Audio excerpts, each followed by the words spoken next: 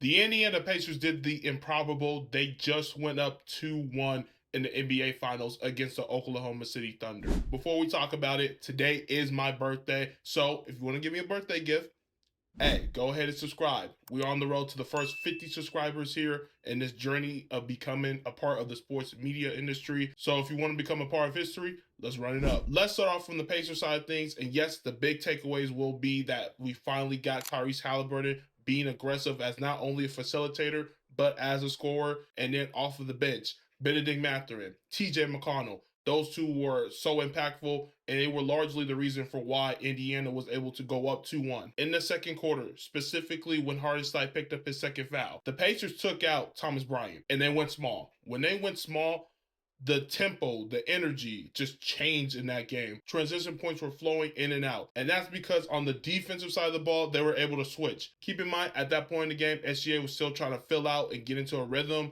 And then you had your bench unit out who on the night didn't really do much. You only get 8 points from Caruso. You get 6 from Isaiah Joe, 4 from Hartenstein. Compared to game 2, their supporting cast was not there offensively. Overall, the team wasn't able to manage their turnovers. You have your leader in MVP SGA who had 6, J-Dub who had 4. That's 10 turnovers between two of your most ball-dominant players. So credit needs to go to this Pacers defense. That was the unsung hero. Obviously, you got those offensive contributions, but largely Indiana is in this position to go up 3-1 because of their defense. I gotta give some love to Miles Turner, who on the night didn't really have a great game. Those first 3 quarters were not his strongest. Offensively, he couldn't buy a shot. And then I felt at times on defense, whether it be Chet or if he switched on to SGA, he was just getting blown by. But in that fourth quarter, he rose to the occasion. He stepped up defensively, not only protecting the rim, but he did a great job when he switched out on the perimeter. Aforementioned with SGA's turnovers,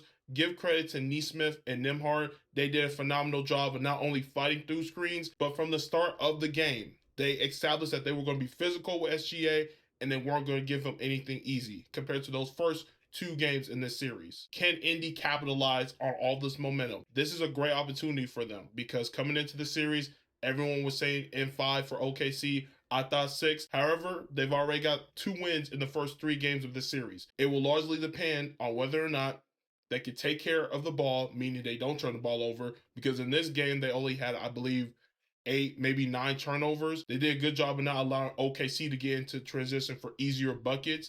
And then obviously defensively, can they continue to be locked in? Can they force SGA into tougher looks? Can they force OKC's supporting cast to beat them from beyond the arc? And obviously, most importantly, Tyrese Halliburton has to continue to seek his own offense.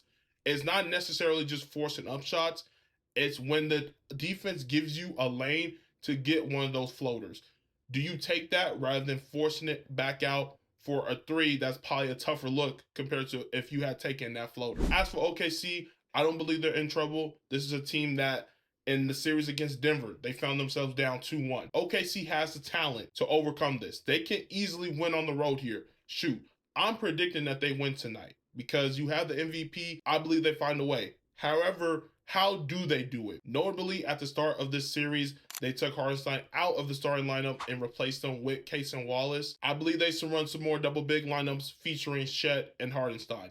We haven't seen as much of it here in the finals compared to the first 3 rounds of the postseason. You got to keep this Indiana Pacers defense honest. Like I mentioned, when Hartenstein picked up that second foul, that's when the tide started to turn because Indiana was able to play their style of basketball. They were able to get out in transition. They were able to switch everything on defense. So if you run a double big lineup, that at least keeps Indiana honest, and that will perhaps help them in controlling the flow of the game. And when it comes to this supporting cast for OKC, their bench got completely outplayed. Game 4, it can't be like that. It has to be either advantage OKC, or at least it has to be even. J-Dub and Chet, those two had good games. In particular for Chet, he didn't have a strong second half / close to the game, but in that first half, first quarter in particular, he was able to keep the Thunder team ahead, especially while SGA was still trying to figure out a flow and rhythm to the game. J-Dub, although his numbers weren't loud, I thought for the most part he did enough to allow SGA at some point, if he was able to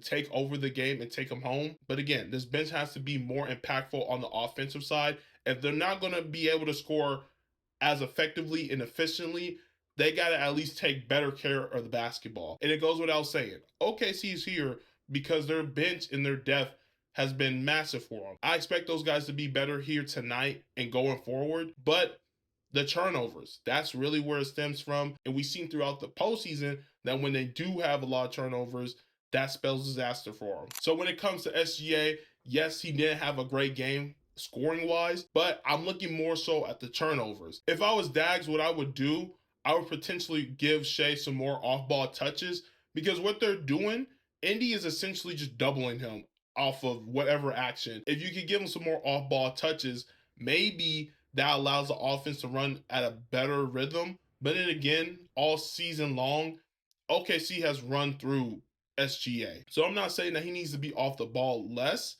but for the benefit of this offense and for him and managing those turnovers, it might be better if you could give him at least maybe 5 to 10 off ball touches.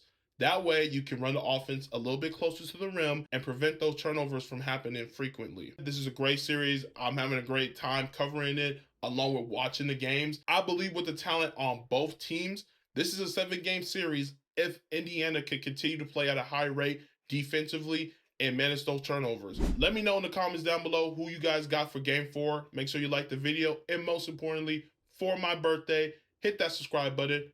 I'll see you guys in the next one.